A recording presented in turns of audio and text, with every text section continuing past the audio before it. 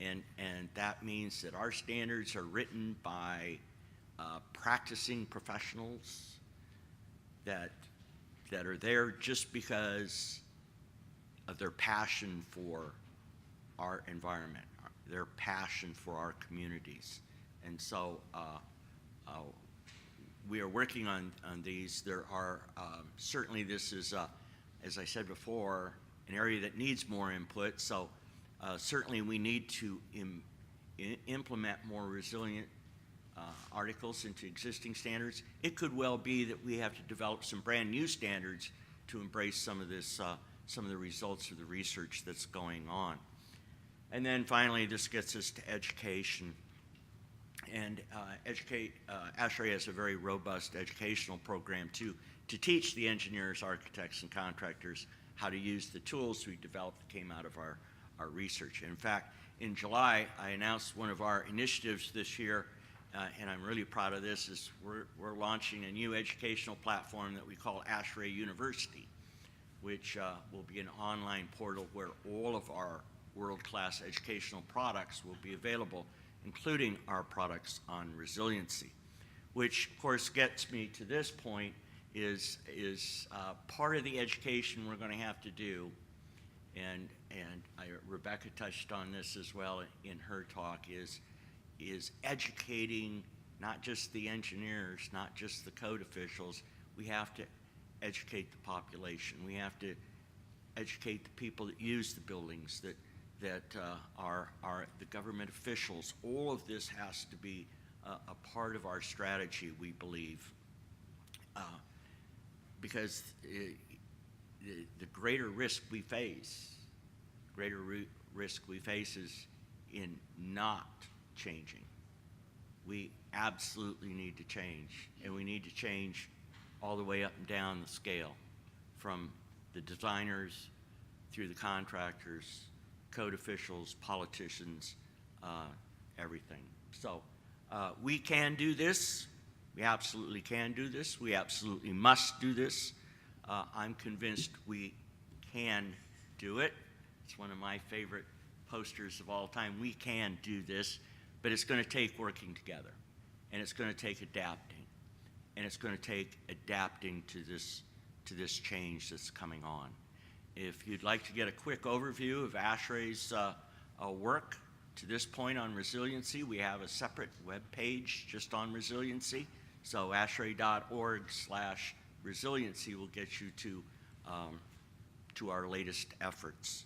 So with that, thanks again for the opportunity to address you. It's a pleasure to be here, and I'd be willing to field questions if questions are out there. Absolutely. Do you have any questions? Anyone have? Oh, Chuck? Yes. Raj, the other day pointed me to your website. Raj Nathan, the other day, showed me your website, and we started looking at the chapters and how somehow ASHRAE has successfully captured the younger generation. In other words, the next generation of engineers. Yeah. And that too, I think ICC and to us would be of immense value. So this talk about resiliency and the technology changes that are coming can be embedded in the younger generation as they are in the senior and in the sophomore year at engineering schools. I would like to hear if you can tell us, what is the story behind your success? Because I look at it, you have thousands and thousands of students from around the globe who are active members of ASHRAE. How did you do this? Yeah, isn't it amazing? It's awesome. And it's kind of a two-pronged approach. We have an organization within ASHRAE we call YAY, Young Engineers in ASHRAE. And these are for young men and women that have graduated from, from some either technical college or university. They have architecture degrees or construction manager degrees or whatever. And top age is 35. Okay, so that's that age group. And we've got a whole program set up just for YAY inside ASHRAE.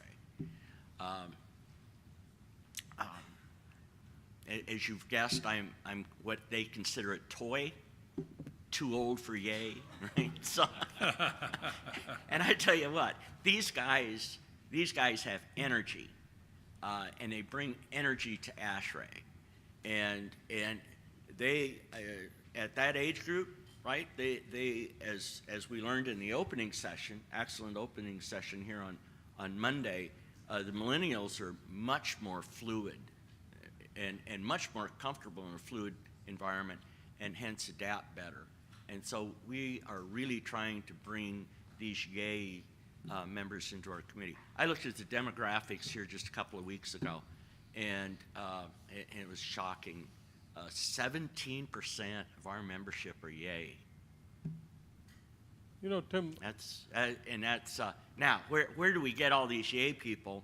We've really invested in student branches. This last year,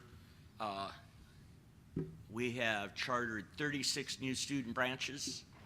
32 of the 36 are from outside North America. So we're just growing like a weed outside North America, and I think that's just awesome. you know, at some point, you know, Raj and I would like to visit with you, and Sure. because for ICC, you know, we're trying to strategize how do we build the next generation in terms of being aware of the coming technology, the codes. And if we can get the younger generation in, then it is easier for these youngsters in other countries to go to their respective regulators and legislative bodies and create the need for regulations and codes. You know, Yeah. a whole new approach we want to take. And I know IEEE has done this phenomenally well. Yeah. That's another organization that is way up there.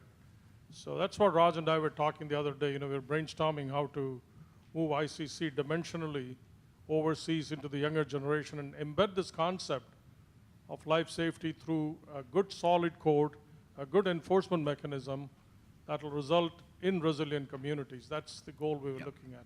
Yeah. Thank you.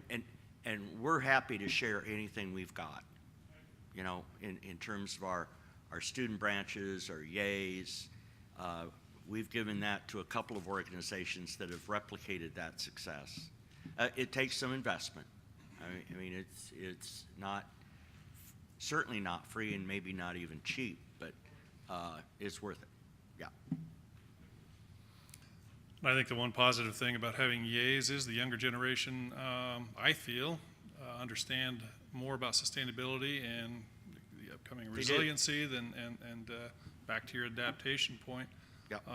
You know, so going forward, I think, you know, is a much brighter future. But Yeah, they're, you know, they're just a lot more socially connected.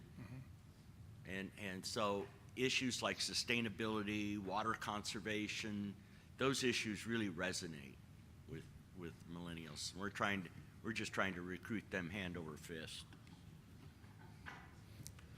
okay. Besides, with somebody's that- got to replace me, right? Yeah, well, I'm just- if you're replaceable. right? oh yeah. Yeah. All right. Please give me join me in giving a hand to Mr. Wentz. Thank you. Thank you.